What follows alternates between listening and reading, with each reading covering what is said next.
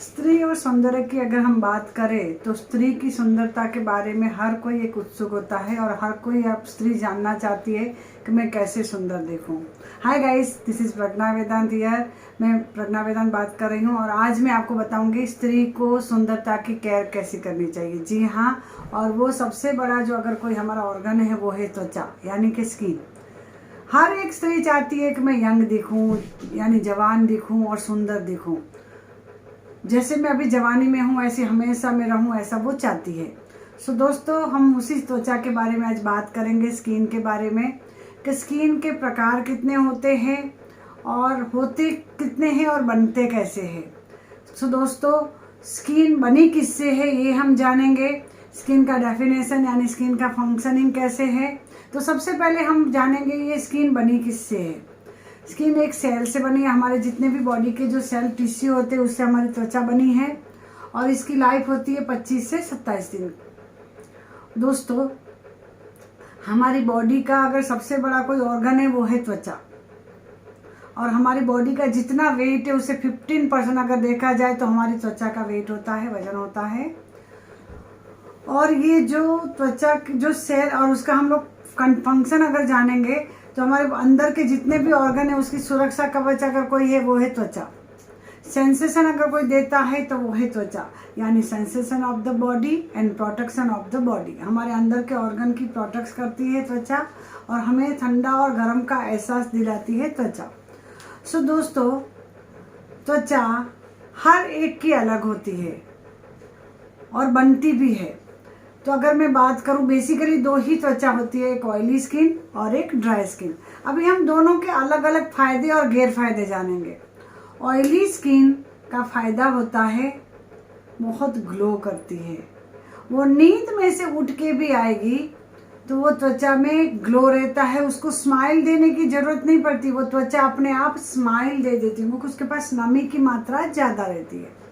सो दोस्तों, लेकिन उसके पास डिसएडवांटेज क्या है, उस त्वचा में डिसएडवांटेज क्या है, क्योंकि वहाँ पे पूरी बारात उसके पास रहती है। Black heads, white heads, open pores, pimples. क्यों?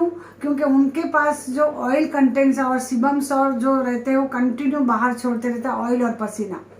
और ऑयल और पसीने के साथ में बैक्टीरियाज भी बाहर आते हैं और बाहर का जो पॉल्यूशन है उनके साथ वो मिक्स होकर वहाँ पे सारे प्रॉब्लम को, पूरी बारात को वो क्रिएट करते हैं। तो इनका वो माइनस पॉइंट है। प्लस पॉइंट मैंने आपको पहले बता दिया, ग्लो करती है, शाइन करती है, एजिंग प्रॉपर्टी जल्दी नहीं आती है।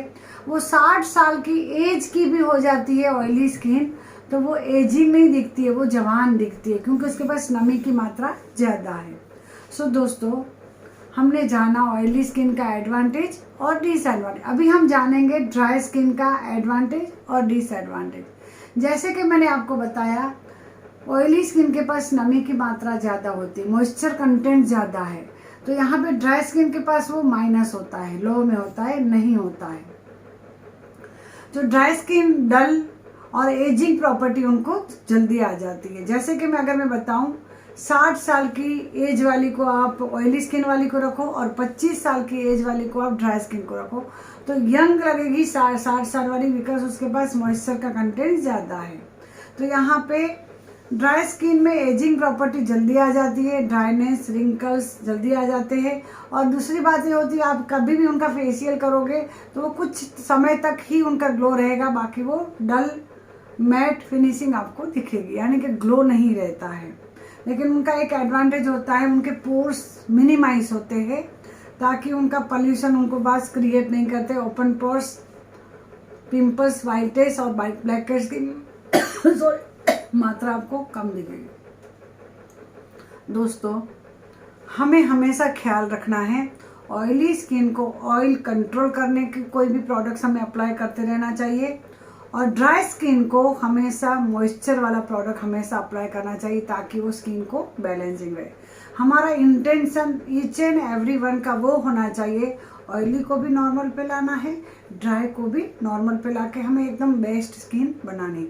और ये नॉर्मल पे लाने के लिए एज ए थेरेपिस्ट क्या सजेस्ट करेंगे, एज ए कॉस्मेटोलॉजी हम क्या क्लाइंट को सजेस्ट करेंगे, each and every day morning में आपको each and every day morning को आपको कोई भी कंपनी की बेस्ट मॉइस्चराइजर अप्लाई करना है। मॉइस्चराइजर में क्या रहेगा, आपकी त्वचा को नमी बनी रहेगी और एंटी एजिंग को फाइट करेगी। एंड सेकंड आता है, ईच एंड एवरी मॉइस्चराइजर के अंदर SPF 10% रहता है, जो आपको सन से भी प्रोटेक्ट करता है। CTM क्लींजिंग, टोनिंग और मॉइस्चराइजर अगर आपकी त्वचा को आप एवरी डे दोगे तो आपकी स्किन लॉन्ग लास्टिंग तक यंग रहेगी। जी हाँ दोस्तों। और सेकंड मेरी टिप्स है आपको, चाहे ऑयली स्किन हो, चाहे ड्राई स्किन हो, चाहे नॉर्मल स्किन हो, बेस्ट उसका एक सॉल्यूशन है पानी ज़्यादा इंटेक करना, यानी पानी पीना। और कोकोनट वाटर हफ्ते में एक बार अगर आप पियोगे तो आपकी स्किन को और मॉइस्चर और ग्लो आएगा। इसके अलावा हमारी स्किन होती है कॉम्बिनेशन और सेंसिटिव बनती है जब आपके पास वो ऑयली स्किन कुछ बोल रही थी कंट्रोल करो कंट्रोल करो कंट्रोल करो, आपने टाइम पे नहीं किया, बन गई सेंसिटिव। आपकी ड्राई स्किन जब आपसे कह रहे कि मुझे मॉइस्चर दो मुझे मॉइस्चर दो मुझे मॉइस्चर दो, टाइम पे आपने नहीं दिया, बन गई सेंसिटिव। सो दोस्तों, जब भी आपकी स्किन को कोई प्रॉब्लम नज़र आ रहा है तो तुम टाइम पे उसको आप खाना दे दो, वो स्किन लॉन्ग लास्टिंग तक आपको सपोर्ट करेगी। यंग दिखना, सुंदर दिखना हर एक स्त्री का गहना होता है। सुंदरता हर एक स्त्री का गहना होता है और हर एक स्त्री चाहती है कि मैं सुंदर देखूं। और जो हमारी फील्ड है कॉस्मेटोलॉजिस्ट की, सौंदर्य तज्ञ की, स्किन एस्थेटिक की, तो वहाँ पे हमारी एक रिस्पॉन्सिबिलिटी बन जाती है कि हम हमारी देश की नारी को सुंदर बनाने का नुक्ता दिखाएं, यानी कि टिप्स दे। सो दोस्तों, oily skin use only water soluble product. जब भी आपकी कोई ऑयली स्किन के ऊपर प्रोडक्ट अप्लाई करना है तो वाटर सॉल्युबल कीजिए, और अगर आपको ड्राई स्किन को कोई भी प्रोडक्ट आपको अप्लाई करना है तो ऑयल सॉल्युबल कीजिए, क्योंकि ड्राई स्किन को मॉइस्चर की ज़रूरत होती है और ऑयली स्किन को कंट्रोल करने की ज़रूरत होती है।